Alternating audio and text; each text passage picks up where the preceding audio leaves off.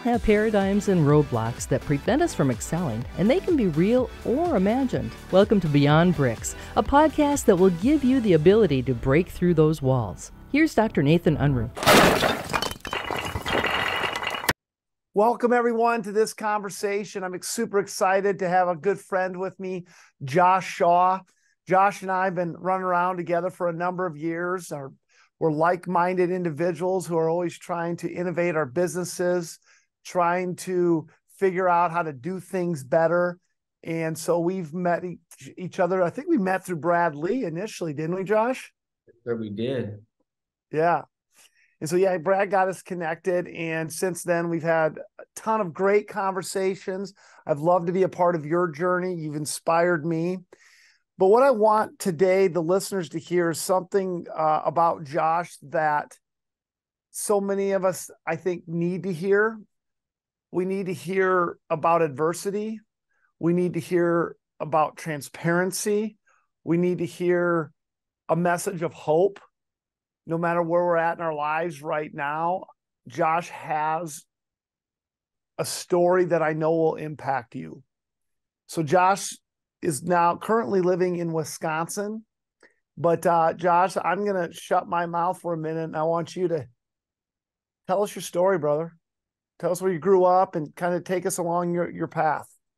Sure. So I grew up in Sheboygan, Wisconsin, small town in between Green Bay and Milwaukee, right on the lake there.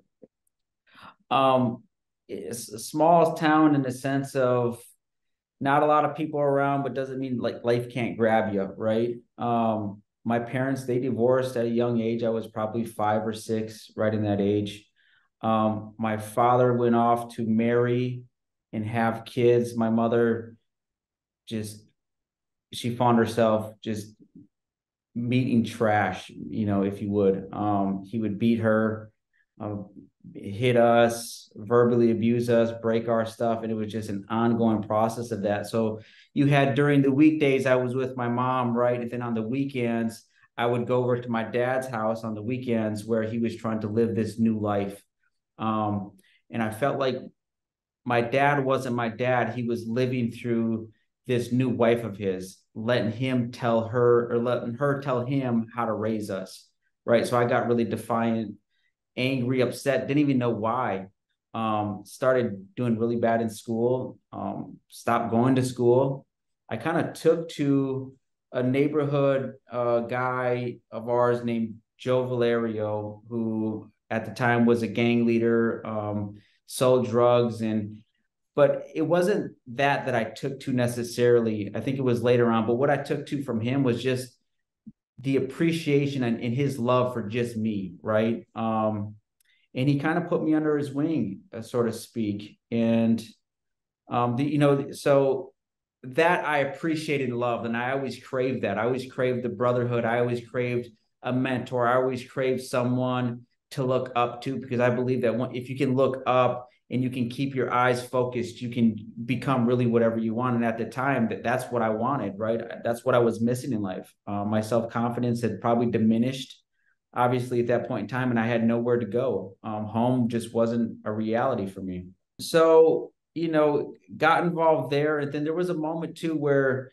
and I remember very distinctly, like my life changed as far as like business in this sense. And I was probably 12 years old when I was at Joe's house, and he just got out the shower, and he was putting on his pants. So he's buckling his buckle, and he had this big fat wad of money in his hand, and he put it in his mouth so that he could buckle his buckle. And it was so large that he couldn't get it in his mouth. And he said, "Here, hold this." And he gave it to me. And at that moment, I'm like, damn, I want to hold and have some money like this. And that's kind of when my life changed. And I started to realize, like, he was solving a lot of problems with money, right? I saw him help his family. I saw him help other people in our neighborhood. And it just felt right. And a lot of people looked up to him. So from that moment there, I started essentially chasing the dollar, right? And I found myself soon after that selling drugs. It was crack cocaine. I was 13 years old. I got caught in middle school selling it, and they sent me to Lincoln Hills, which is a boys' prison. I had no idea what the hell was going on. I'm like, oh, got caught, throw me in the Hooskow, and there I just lived. And I had there was no sense. I was just going rolling with the punches. I was in Lincoln Hills. I had maybe I think it was a 1-year sentence, but I never got out. I went there, started fighting, started kind of, falling myself in the same mix that I found myself on the outside, just rolling with the punches, no real goals, no sense of clarity.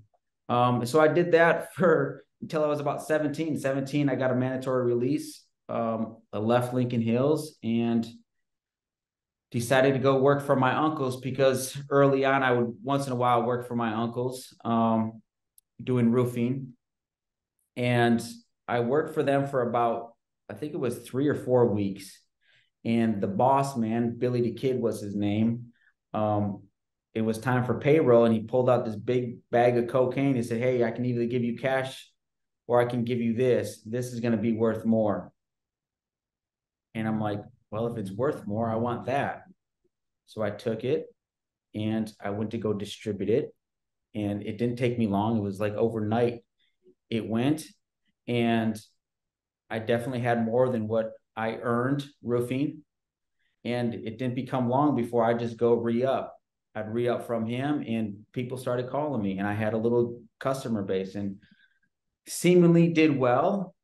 Didn't really go back to work for that. And from 17 to about, I'd say 20, 21 years old, that's the life I was living. And in between that time, I was not only selling drugs, but I was just creating some really bad habits. It was drinking, hanging out, no life goals. I was saving money. I had money, but didn't know what to do with any of it. Didn't know really how to live, or anybody to teach me how to respect or do any of these things that I crave now. So I found myself in the penitentiary at about 21 years old. And that's where my life changed. You see, I was sitting at a metal bench, playing cards, bright lights over me, when I heard over the intercom, "Shaw, to the door." I'm like, this is weird. So I went to the door. They said, "Come on through." So I opened the door, came on through, and the guard walked me down the hall, and they said, "You got a call." And I said, "Well, this is weird, because you don't get calls in prison. You have to pay to make them." And so they walked me in their room, and they pointed to a phone, and it was already sitting on the desk. And I looked around the room, and I picked it up, and I'm like, "Hello?" And it was my mom on the other line. She said, "Josh, it's your dad." And I'm like, "What about him?" He's like, "He's dead." And I just broke down. I didn't even ask how or why. I just broke down. I'm like, what happened? I just couldn't understand. I'm like, there's no way that he's dead. There's no possible way. This relationship that I had with my dad was always strained throughout the years, right? It never really got repaired, because I had so much resentment towards him for leaving us. And then I blamed him for leaving us in a bad spot and leaving my mom to kind of set up with these boyfriends. So there's a lot of blame, a lot of resentment. And later I found out it was from suicide. And I went back to a holding cell. They said, "Josh, you can go to general population, or I can put you in this holding cell." I said, "Put me in a holding cell." And I sat there for days, just trying to clear my mind, really. I mean, trying to understand what happened, right? And then it just overcame me. I never got the chance to make my dad proud. I never got the chance to tell him how I really felt, how I loved him. And then I thought to myself, would that have changed anything? Did he bear the burden too? Right? Because we're all living this thing called life. It's just not me and my feelings. And I started to understand that, and I started to just try to understand myself and try to understand him and his position. And I just went on this lifelong journey of just trying to become better. And my first step to that was forgiveness, right? I had to be able to forgive myself. And that was first, because I was constantly asking for forgiveness from everybody else. And I just realized I just need to forgive myself. And then once I forgave myself, I just went through this journey and these motions of trying to understand, trying to be better. I grabbed books. I looked at people now, not necessarily like Joe Valerio, but other guys that I like modeled in business. And when I got out, I decided to start a roofing company. And, just like anything else, this process was slow. And over time, I built momentum and I started seeing some real money from it. I felt like I was finally in a good spot, right? I finally had money. I was stable. I didn't have to go back to selling drugs because that was one of my things, is like I felt like if I couldn't make it in the real world, I would always fall back to that. So that fear was over. And I've started to realize too that I had more money than a lot of my peers, a lot of my family members, mom, aunts, uncles. And I felt like I had a sense of making it. And I went on like that for a couple of years. And then I also felt too, like, this ain't good. I don't like this feeling either. Like, I felt like I was like, this is all life has to offer. This is what I'm going to get up and do for the rest of my life. And there was a moment there that I had where I was like, for me, it was more growth. And I started kind of manifesting some stuff in my life. And I saw some real change happen. And when I say manifestation, I was always thinking about these large commercial roofing projects that I see guys on. And I thought to myself, like, man, it'd be awesome to see me do some, like, I'd love to do some commercial projects like that. And by the time you knew it, like the following year, I was doing large commercial projects, and that's all I was doing. So, and I noticed that there was one other manifestation thing that I had, and that was when I got out of prison, I'd accumulated some debt, and I went to go see an attorney to get me out of debt. And as I'm sitting at his desk, he's having me sign the paperwork. He hands me a pen, and I'm signing the paper. I'm like, this is a really nice pen. And he says to me, he goes, you like that pen? You can have it. And I said, thanks. I said, this is going to be my new $1 million pen. And he laughed. I laughed.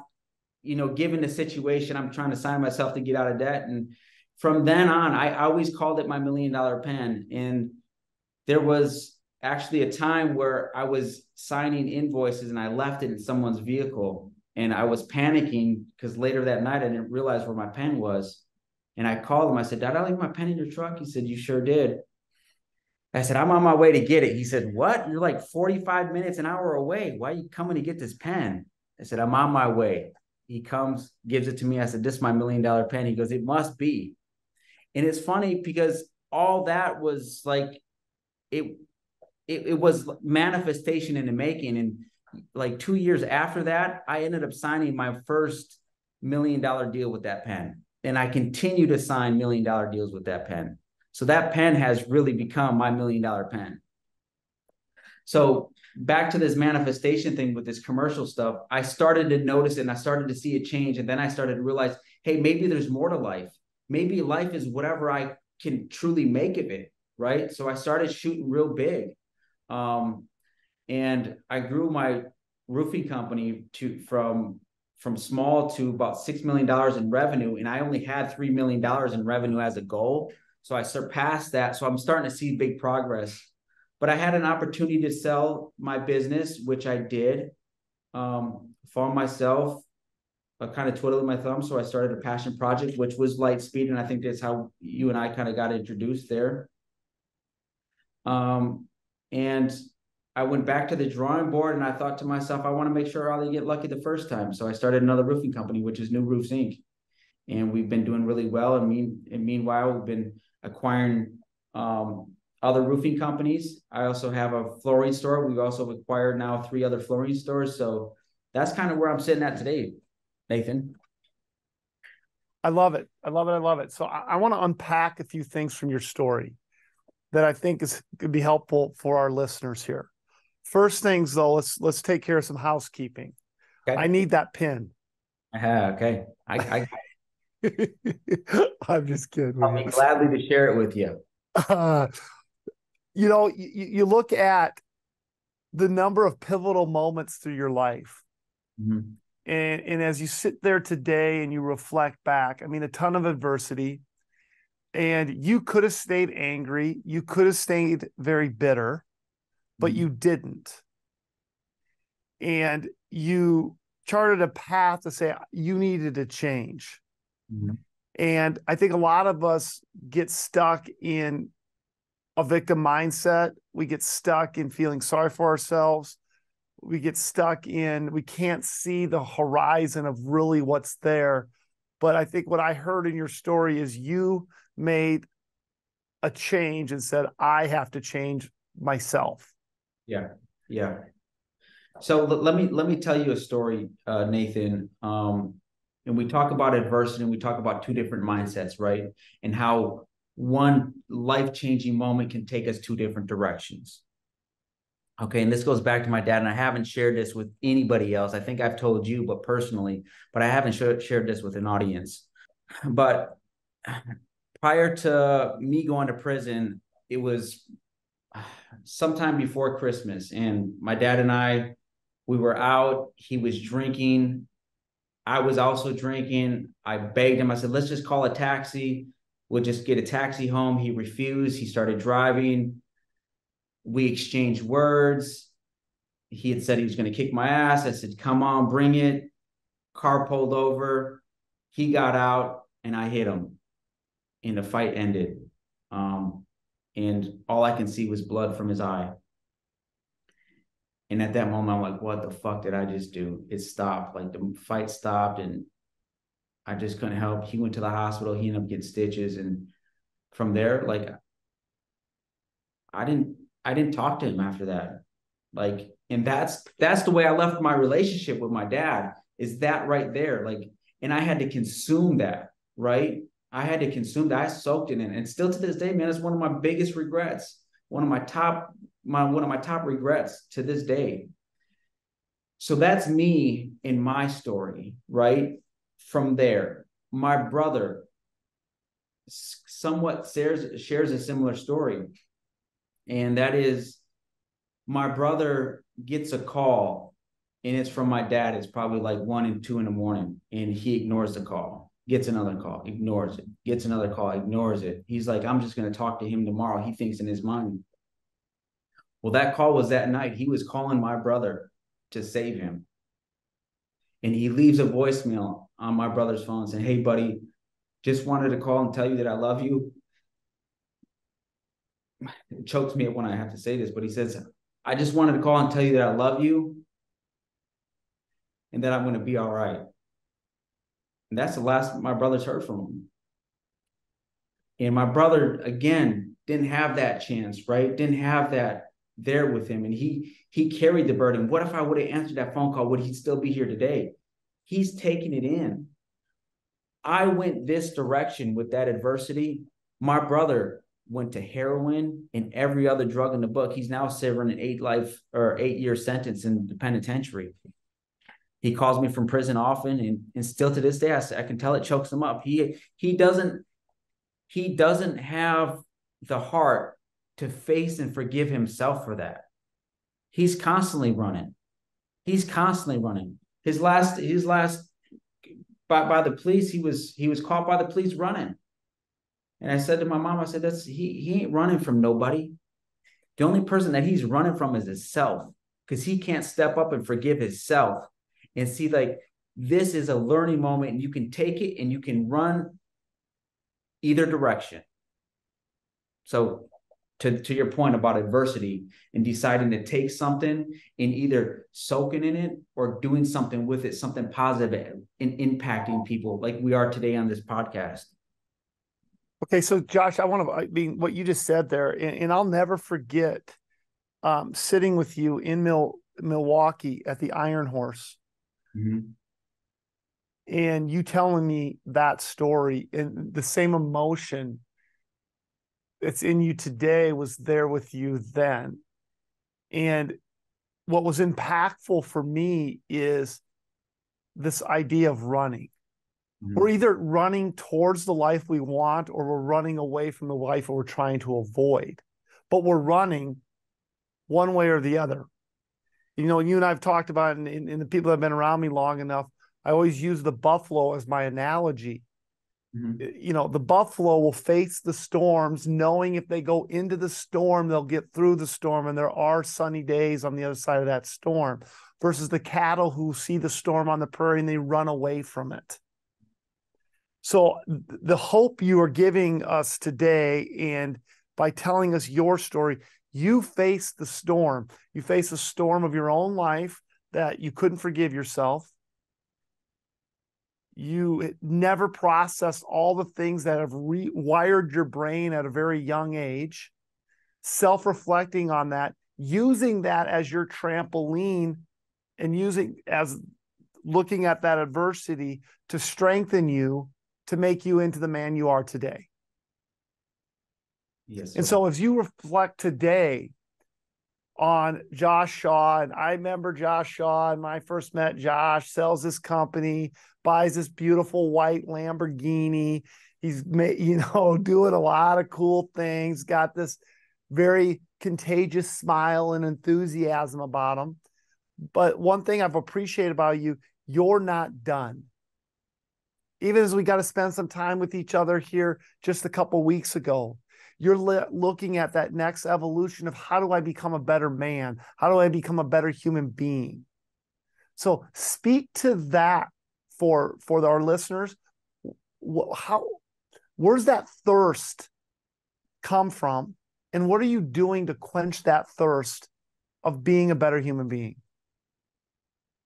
I think it's a good question. It goes back to, those few years that I had where I felt like I had it, right? Like I felt like I was doing better. I was in a good position, but there was still something I was longing for. And that was, for me, I truly believe, and I didn't know it then, but I believe now, I was just longing for a better me. Like for me, it was the accomplishment of just becoming that better person, even if it was a little bit. I just want to become better at life, at being a better husband, at hopefully someday being a better father, being a better businessman, right? Being a better leader. All those things are not something that you're just born with, but there's something that you have to learn, right? And you have to appreciate. And for me, I feel like everyone out there. So I use this analogy for myself, but I think, like, I picture myself as a library, and everyone that I meet is a book, right? And I'm accumulating these books for my library. So learning from everyone has just been, for me, probably the biggest change that I have in my life. And especially from you, Nate. Like, I've learned so much from you, how articulate you are, how genuine, the events, how caring you are. Like, you're a true person that wants to help people, but I think it's because you've helped yourself and it's possible, right? So that's kind of the same place that I'm at, is just the climb is what really grabs my thirst. Not necessarily the accomplishments. And I think we did an exercise at your thing, and we really changed my mind, is that you had us all write down some top moments in our lives, and you had us label them. Are they relationships? Are they experiences? Are they items? And then what was the fourth one? Accomplishments. And none of them were items. A lot of them were relationships and accomplishments, or experiences rather too, but none of them were items. Talk about the white Lamborghini, that wasn't on my list, right? So I've learned now that it's really about the journey. And I try to make it really as difficult as I can to make sure that I have it. And that's why I started that second company, right? The New Roofs Inc. I started from scratch. I didn't want help. I wanted to run it like it was an actual business. I didn't want to take a bunch of my personal money and stick it into it and have it be successful. I wanted to start it from scratch to see if I really have what it takes to start a business, to grow a business, and then sell a business again.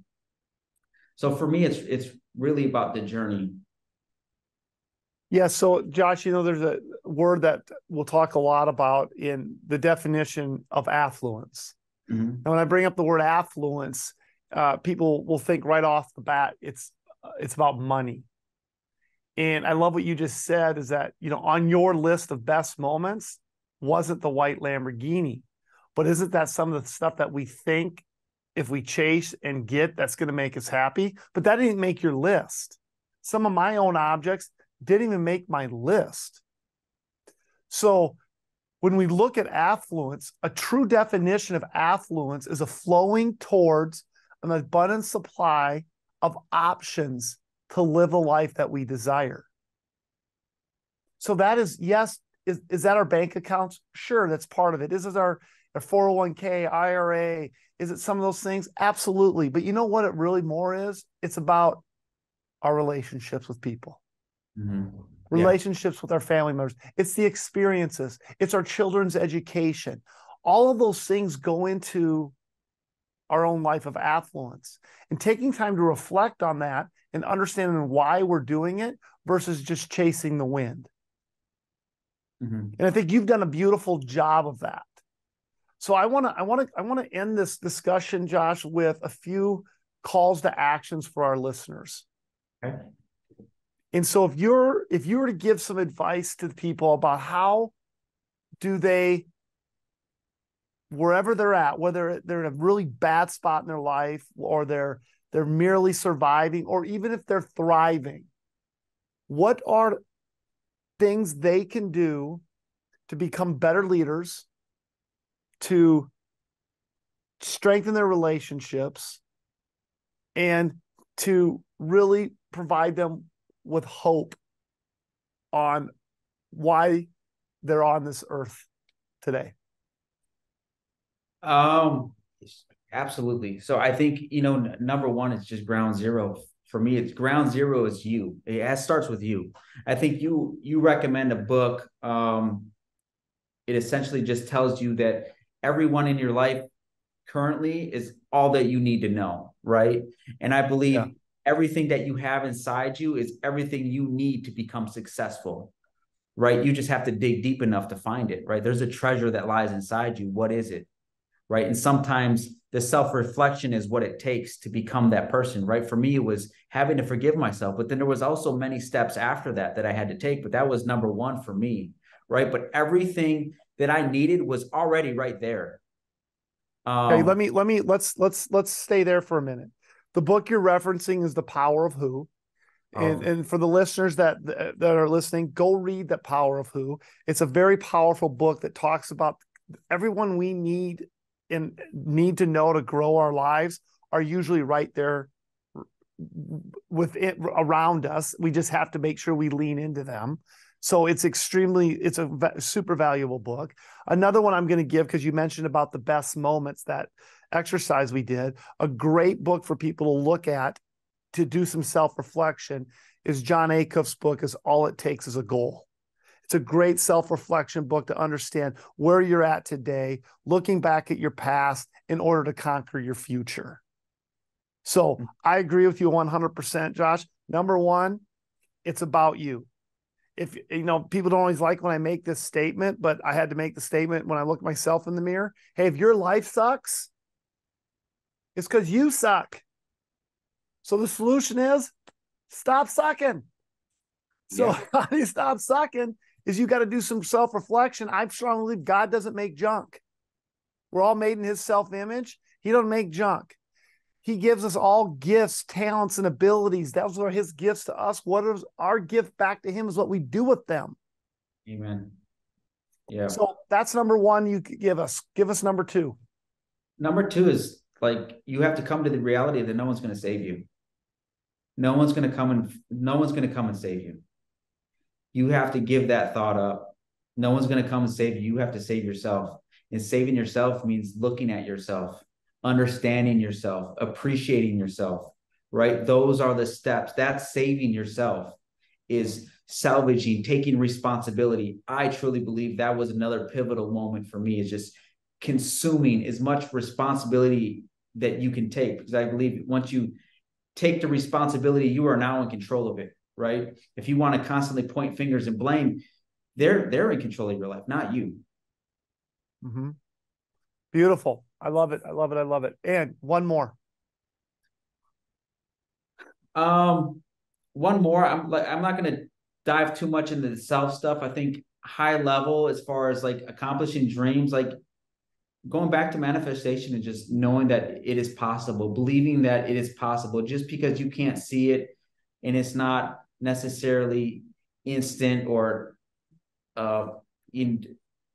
what's the word I'm looking for? You can't grab it. It's not instantaneous, right? That it does live there. I mean, I just gave you two examples earlier of the pen and the commercial stuff. And it still happens to me to this day. Sometimes the stuff that I'm asking for now, it takes a little bit longer, but believe that it's possible. Believe in yourself and believe that it's possible. Okay, I love it. And so what I hear there is our environment is super critical. Absolutely. You know, as a young boy, you looked up to Joe. Joe taught you some things, even though Joe was not the greatest dude. Yeah. But you migrated to him because Joe cared for you. Yeah. So your environment of people you put yourself around, what kind of human beings are they? Yeah. That can lean in you for who you are, no matter what you've done, and be able to lean in you. So finding the right environment. And so before we came into this discussion today, you were telling me a story. And I think about the story you told me as it relates to this idea of environment. And it's the shark. You got this big shark hanging above you on your wall. Yeah. And you told me the story of how you caught that shark in Mexico the day before your wedding. Yeah. So that represents a best moment to you. Sure.